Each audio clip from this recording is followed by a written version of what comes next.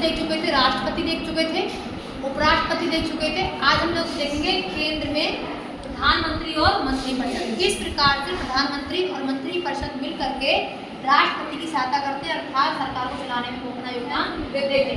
भारतीय संविधान में आर्टिकल 74 के तहत ये बोला गया है, अनुच्छेद 74 में ये कहा गया है कि राष्ट्रपति एक प्रधानमंत्री होगा। क्या होगा? प्रधानमंत्री होगा। एक प्रधानमंत्री होंगे और उनके साथ मंत्रिपरिषद होगी। क्या होगी बेटा? मंत्रिपरिषद होगी। और ये मंत्रिपरिषद का जो अध्यक्ष होंगे वो कौन होंगे? वो प्रधानमंत्री ही होंगे। प्रधानमंत्री अध्यक्ष होंगे किसके? मंत्रिपरिषद के। इस मंत्रिपरिषद के क्या होंगे? अध्यक्ष। देखो, भारत के संविधान में आर्टिकल 74 में ये बोला गया है कि एक मंत्रिपरिषद होगी, मंत्रिपरिषद का अध्यक्ष प्रधानमंत्री होंगे और प्रधानमंत्री का काम क्या होगा? ये प्रधानमंत्री जो होंगे वो राष्ट्रपति के, किसके? राष्ट्रपति के कार्यों के संचालन व परामर्श, राष्ट्रपति के कार्यों के संचालन व परामर्श के लिए कार्य करेंगे। ठीक है, समझ में आ गया? मतलब प्रधानमंत्री कौन होंगे? राष्ट्रपति के कार्यों के संपादन करने के लिए पूरा का पूरा अपना योगदान देंगे। किसके लिए? राष्ट्रपति के लिए। ये आर्टिकल 74 में बोला गया है। और उस मंत्री और पूरी की पूरी मंत्रिपरिषद का अध्यक्ष कौन होगा? प्रधानमंत्री। अब आते हैं अनुच्छेद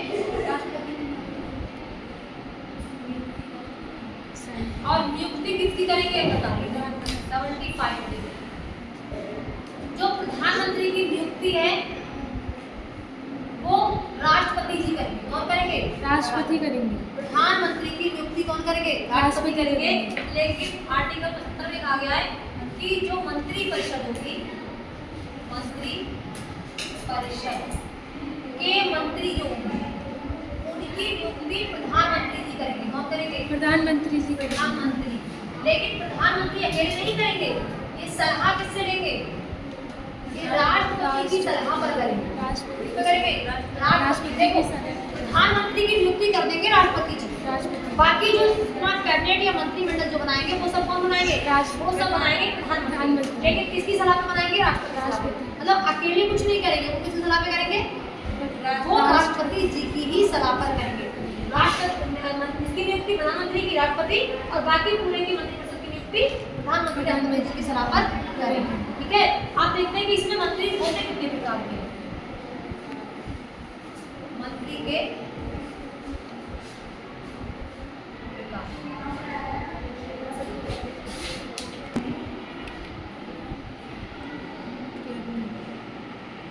दूसरा होता है राज्यमंत्री।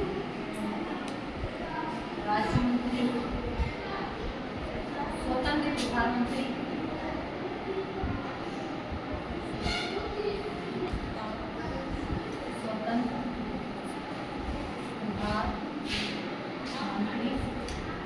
और होते हैं मंत्री, और एक होते हैं अतिरिक्त प्रधानमंत्री।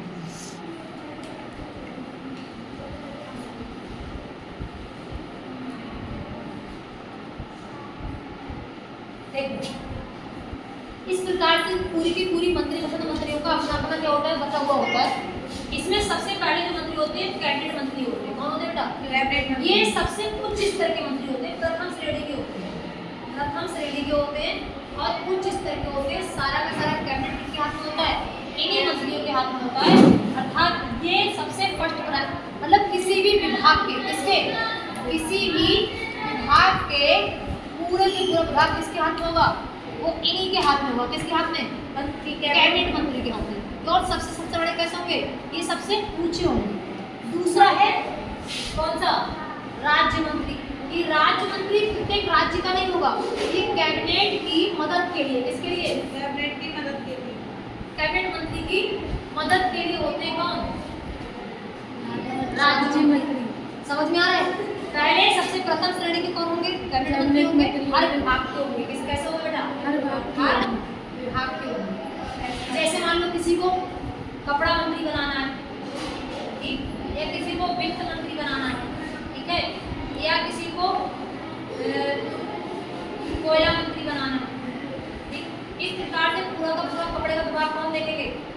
कैबिनेट मंत्री। कैबिनेट विभाग अपने विभाग का सबसे बड़ा, अपने विभाग का सबसे श्रेष्ठ, अपने विभाग का सबसे पावरफुल, क्या बोलेंगे? पावरफुल सबके, और सबके लिए फैसला सुनाएंगे। फैसले को कौन सुनाएगा? यही सुनाएंगे कैबिनेट मंत्री। ठीक है, मतलब पूरा का पूरा कैबिनेट किसके हाथ में होता है? कैबिनेट मंत्री के हाथ में होता है। पूरा का पूरा विभाग किसके हाथ में होता है? कैबिनेट मंत्री के हाथ में होता है। राज्य मंत्री क्या करेंगे? वो कैबिनेट मंत्री की मदद करने के लिए होंगे। किसके लिए होंगे? ये अपनी विभाग की मदद करने के लिए स्वतंत्र प्रधानमंत्री। जैसे मान लो कोई कैबिनेट मंत्री अब्सेंट है, कैसा है बेटा? अब्सेंट है, वो अनुपस्थित है, ठीक, अनुपस्थिति में वो कौन करेंगे? वो कार्य कौन संभालेगा? वो स्वतंत्र प्रधानमंत्री संभालेंगे। जब कभी भी किसी भी विभाग का कैबिनेट मंत्री अनुपस्थित होगा किसी भी कारणवश, तो उसका कार्यभार कौन संभालेगा? स्वतंत्र प्रधानमंत्री संभालेंगे। ठीक है, उसके बाद आते हैं उप मंत्री। ये और छोटे स्तर के मंत्री होते हैं, छोटे स्तर के मंत्री होते हैं। इन पर ज्यादा कोई काम वाम नहीं होता है, खाली क्या करते हैं? सिर्फ किसी भी मंत्री की सहायता करने के लिए होते हैं। किस लिए होते हैं? सहायता करने के लिए, ठीक है। ये सबसे छोटे स्तर के मंत्री होते हैं। अब आते हैं अतिरिक्त विभाग मंत्री। जब कभी भी किसी भी विभाग को दूसरे विभाग का भी काम दे दिया जाए, दूसरे विभाग का भी काम दे दिया जाए, तो उसे क्या बोलेंगे? अतिरिक्त विभाग मंत्री। कई बार क्या होता है, कई कैबिनेट मंत्री होते हैं, कई कैबिनेट का भी काम संभालते हैं, तो उसे क्या बोलेंगे? अतिरिक्त विभाग मंत्री। ठीक है, तो 4-5 समझ में आ गए। कैबिनेट मंत्री सबसे बड़ा होता है, राज्य मंत्री उसकी हेल्प करने के लिए होता है। ये प्रत्येक स्टेट का नहीं होता है, प्रत्येक राज्य का नहीं होता है, ये होता है प्रत्येक विभाग का। इसका होता है प्रत्येक विभाग का। स्वतंत्र प्रधानमंत्री जब वो अब्सेंट होंगे तभी उपस्थिति में काम करते हैं। एक बार तुमको बता दें, इनके लिए अतिरिक्त विभाग के लिए ये एक से ज्यादा भी क्या संभाल सकते हैं? कैबिनेट संभाल सकते हैं। ठीक है, समझ में आ गया? किसी को कोई दिक्कत? अब आगे देखो, मंत्रिमंडल जो होता है उसमें 3 प्रकार के मंत्री आते हैं। मंत्री आते हैं 3 प्रकार के मंत्रिमंडल में, 3 प्रकार के मंत्री आते हैं। एक होता है कैबिनेट मंत्री, दूसरा है स्वतंत्र प्रभार मंत्री, और तीसरा है राज्य।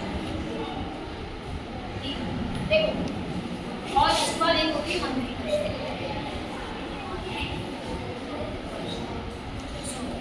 मंत्रिपरिषद जो होती है उसमें सारे आएंगे, सारे के सारे मंत्री आएंगे। क्या आएंगे? जैसे कैबिनेट मंत्री आएंगे इसी में, ठीक, स्वतंत्र प्रभार मंत्री इसी में आ जाएंगे, राज्य मंत्री इसी में आएंगे, उप मंत्री इसी में आएंगे। मतलब जितने मंत्री हो सब किसमें आएंगे? वो मंत्रिपरिषद में आ जाएंगे। लेकिन मंत्रिमंडल में कौन कौन आएगा? मंत्रिमंडल में वही लोग आएंगे जो उच्च स्तर के। इसमें तुम्हारा कैबिनेट मंत्री आएगा, स्वतंत्र प्रधानमंत्री आएगा और राज्य मंत्री आएगा।